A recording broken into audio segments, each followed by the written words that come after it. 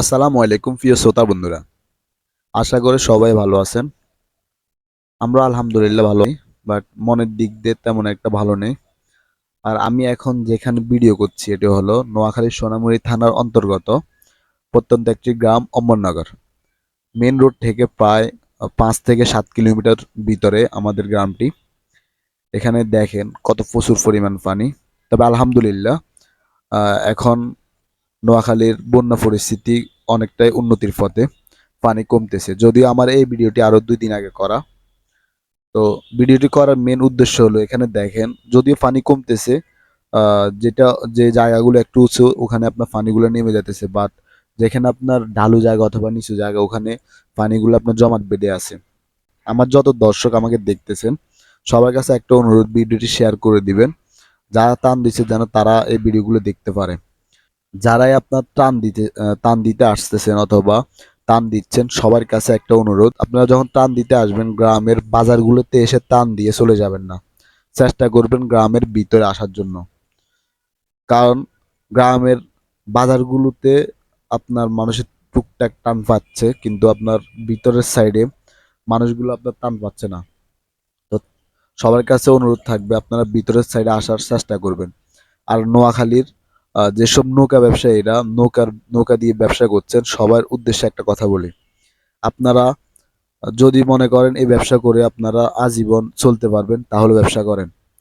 পানি তার বেশি দিন থাকবে না, 2 4 5 দিন অথবা 7 দিন 1 মাস থাকবে। আপনারা মানুষকে বিপদের দিনে মানুষের সাথে ব্যবসার চিন্তা করবেন না, কারণ এই বিপদ সবসময় থাকবে না। আপনারা এটা মনে রাখবেন, আপনারা এখন মানুষকে ঠকাচ্ছেন অথবা মানুষকে বিপদে দেখে ব্যবসা করছেন। ওই সময় মানুষ যখন এই বিপদ কেটে যাবে মানুষ আপনাদের পাশে থাকবে না। তা মানুষের পাশে থাকুন। আপনাদের কাছে প্রশ্ন রাখি, 10 টাকার ভাড়া কিভাবে 2,000 টাকা হয়? 20 টাকার ভাড়া কিভাবে 5,000 টাকা হয়? মানবতা কোথায় আপনাদের? আমরা সবাই মোবাইলে বসে আপনার কোনো ভিডিও দেখলে বা বন্যা পরিস্থিতি এখানে ওখানের আহ, কথাগুলো ভিডিওগুলো দেখলে আমরা নিজেরাই বলি মানবতা কোথায়? এখন আপনাদের মানবতা কোথায়? নোয়াখালীতে তো আর এভাবে আপনার 50 60 বছর আর বন্যা হয় নাই। এখন হয়েছে আপনারা সবাই নিজেদের মতো করে ডাকাতি করে নিতেছেন। এটা তো আপনার ব্যবসা বলবো না, এটা ডাকাতি বলবো। তো সবাই সবার পাশে থাকবেন। আশা করি আপনারা যারা এই ভিডিওটা দেখবেন এই জিনিসগুলো আপনারা শুধরাই নেবেন। নৌকা দিয়ে ব্যবসা করবেন না। মানুষে ত্রাণ পাচ্ছে না একমাত্র শুধু নৌকার জন্য। নৌকা দিয়ে ত্রাণগুলো ভিতরে আনবে এই নৌকাটা মানুষের কাছে নাই। যাদের কাছে আছে তারা বেশি টাকা দাবি করার কারণে এই নৌকাগুলো দিয়ে মানুষের ত্রাণ দিতে পারছে না। আর মানুষে ত্রাণ পাচ্ছেও না। বাজার পর্যন্ত ত্রাণ আছে কিন্তু ভিতরে আসে না। কারণ তারা যারা ত্রাণ দিচ্ছে তারা তো আপনাদের কাছে ঠেকা না, অথবা তারা আপনাদের কাছে বাধা না।